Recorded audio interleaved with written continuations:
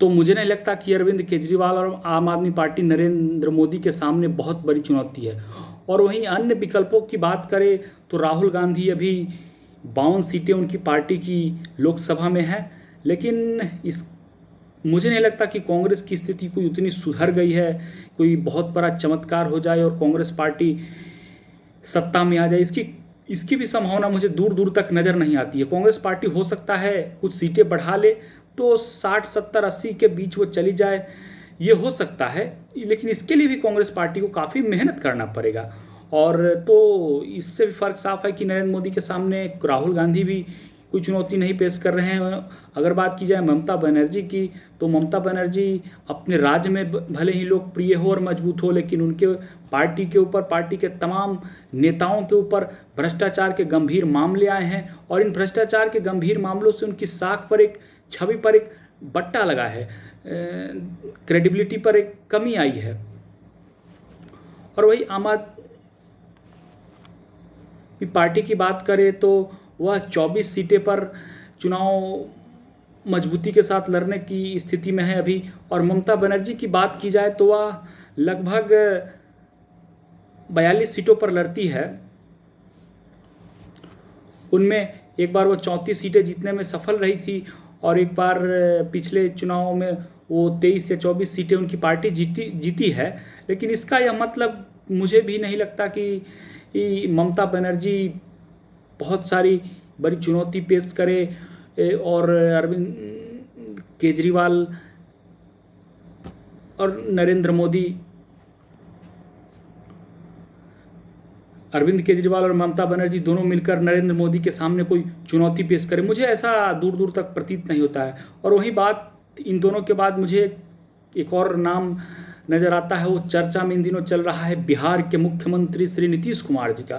तो भले ही लोग पॉलिटिकल पंडित उनकी साफ सुथरी छवि का वर्णन करते हो, कहते हो कि हिंदी पार्टी से हैं, भ्रष्टाचार का कोई आरोप नहीं है, परिवारवाद का कोई आरोप नहीं है, लेकिन इसमें भी मुझे बहुत मुश्किल नज़र आती है कि नीतीश कुमार देश के प्रधानमंत्री बन जाएंगे, क्योंकि उनकी क्षमता ही बिहार में, अगर वो महागठबंधन में भी रहते हैं तो 15 या 17 सीटें पर चुनाव लड़ेंगे। 15 या 17 सीटें में अगर वो 10-12 सीटें भी जीत ले, जो कि अभी मुश्किल लगता है, क्योंकि बीजेपी के पास नरेंद्र मोदी और अमित शाह हैं। और भले ही स्टेट चुनाव हो तो वहाँ पर नीतीश और लालू की जोड़ी कमाल करती हो, लेकिन मुझे लगता है कि लोकसभा का जब चुनाव होगा तो उसमें पैटर्न बदल जाता है। और उस बदले हुए पैटर्न में क्या ये मुमकिन है कि नीतीश कुमार 100% ही सीटें जीत जाए? ये बहुत दूर की कौड़ी है। और इतनी कम सीटों पर भला कोई नेता, दूसरे सारे विपक्ष के नेता कैसे सहमत हो जाएंगे उस नीतीश कुमार पर, जिसकी भले ही भ्रष्टाचार और परिवारवाद का कोई आरोप ना हो, लेकिन एक पलटू राम का चस्पा जो आरजेडी और तेजस्वी यादव ने उसका लगाया है। पलटू राम यहाँ कहने का मतलब मेरा यह नहीं है कि उन पर कोई व्यक्तिगत टिप्पणी मैं कर रहा हूँ, क्योंकि वो बिहार के मुख्यमंत्री हैं, एक संवैधानिक पोस्ट पर हैं और उनके प्रति मेरी दिल में बहुत श्रद्धा है। लेकिन एक पलटू राम, उनके राजनीति के लिए शब्द प्रयोग किया जाता है, तो विपक्ष क्या भरोसा कर लेगा कि नीतीश कुमार यूपीए के प्रधानमंत्री पद के दावेदार उनके बना दिया जाए? और क्या गारंटी है कि वो फिर पलटी नहीं मारेंगे, बीजेपी में नहीं जाएंगे? तो ये बहुत सारी सवाल है जो नरेंद्र मोदी का रास्ता और भी साफ करता है प्रधानमंत्री बनने के लिए। और बीजेपी में भी अगर देखा जाए तो नरेंद्र मोदी का कोई चुनौती ही नहीं है। अमित शाह उनके जो देश के गृह मंत्री हैं, राइट हैंड है और काफ़ी विश्वास पात्र हैं, उनके हनुमान कहे जाते हैं और वाकई में हैं भी। एक राजनीति के छात्र होने के नाते मैंने आज तक बहुत बड़े बड़े नेता देखा है, लेकिन इतनी गहरी दोस्ती किसी की और इतनी वफादारी एक अपने नेता के प्रति मैंने आज तक किसी नेता में नहीं देखा है। जो अमित शाह और नरेंद्र मोदी की जो केमिस्ट्री है वो बहुत मजबूत केमिस्ट्री है। शायद ही मुझे ऐसा कभी लगा हो या मौका आया हो कि दोनों के बीच कोई दरार पड़ी हो, ये कभी नहीं हुआ है। ये बिरले ही राजनीति में ऐसे होते हैं। एक समय भाजपा में अटल आडवाणी की भी जोड़ी ऐसी हुआ करती थी, लेकिन यह जोड़ी मुझे लगता है उससे भी कहीं ज़्यादा मजबूत जोड़ी है।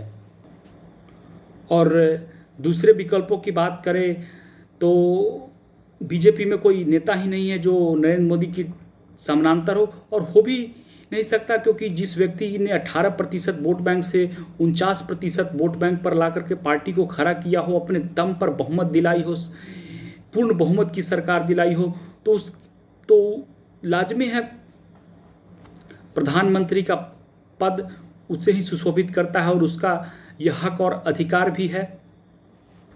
पिछले दिनों शिवराज सिंह चौहान और नितिन गडकरी को पार्लियामेंट्री बोर्ड से बाहर करने पर तरह तरह के कयास लगाए जा रहे थे, लेकिन खैर ये पार्टी का इंटरनल मामला है, और नितिन गडकरी सरकार के बहुत अच्छे काम करने वाले मंत्री हैं, और उन्होंने काम करके दिखाया भी है। तो केंद्र की राजनीति में मुझे बीजेपी की तो कोई दिक्कत नज़र आती ही नहीं है, लेकिन हो सकता है कि राज्य में कुछ बीजेपी को चुनौती मिले, लेकिन गुजरात भी मुझे लगता है बीजेपी बहुत अच्छे से फतह होगी। इस बार पिछली बार थोड़ा सा मार्जिन सीटों का घटा था, 99-100 के नीचे आई थी बीजेपी, 99 सीटें जीतने में सफल रही थी, और कांग्रेस लगभग 80 के आसपास पहुंची थी।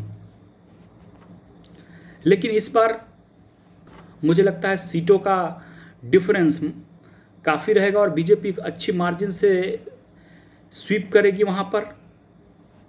हिमाचल प्रदेश में भी मुझे नहीं लगता कि बीजेपी को कोई बहुत बड़ी समस्या आने वाली है। और सवाल मध्य प्रदेश, छत्तीसगढ़, राजस्थान और कर्नाटक में अगर देखा जाए, तो इन राज्यों में अगर देखा जाए तो हिमाचल भी बीजेपी आराम से जीत जाएगी। हाँ, हो सकता है राजस्थान और मध्य प्रदेश में एक चुनौती हो, लेकिन राजस्थान की अगर आप बात करें तो वहाँ गहलोत वर्सेस पायलट, सचिन पायलट हमेशा देखने को मिलता है, और सचिन पायलट इस बार कोई कोर कसर नहीं छोड़ना चाहेंगे मुख्यमंत्री बनने के लिए। तो कांग्रेस की इंटरनल लड़ाई है, इसका फ़ायदा भी बीजेपी को मिलेगा।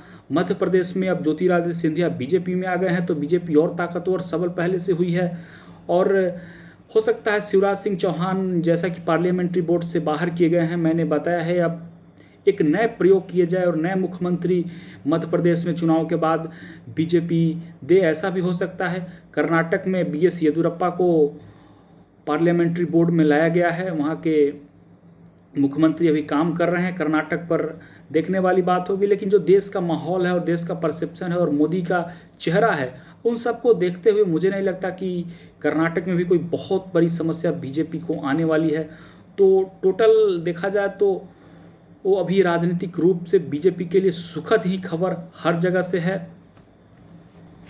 अटकलों का बाजार गर्म था कि झारखंड में सरकार गिरेगी, वहाँ के विधायक बंगाल पुलिस ने कुछ पैसों के साथ गिरफ्तार भी किया था, विपक्ष ऐसा आरोप लगा रहा था। लेकिन क्या सच्चाई है, क्या वास्तविकता है, इससे हम अनभिज्ञ हैं, पूरी तरीके से हम लोग अनभिज्ञ हैं, नहीं जानते हैं। लेकिन ऐसा कि रिपोर्ट में आता है कि वहाँ के विधायक, कांग्रेस और जेएमएम के विधायक अपनी पार्टी से नाराज है और वो पाला बदल सकते हैं, और पाला बदल करके बीजेपी में आ सकते हैं। तो झारखंड में भी बीजेपी की सरकार बन सकती है। और अंत में चलते चलते बिहार विधानसभा स्पीकर का जिक्र, क्योंकि बिहार विधानसभा के स्पीकर विजय कुमार सिन्हा अब इस्तीफा नहीं दे रहे हैं, और भाजपा कोटे से थे, भाजपा के विधायक हैं लखीसराय से, और जब एनडीए की सरकार थी तो उस सरकार में उन्हें अध्यक्ष बनाया गया था।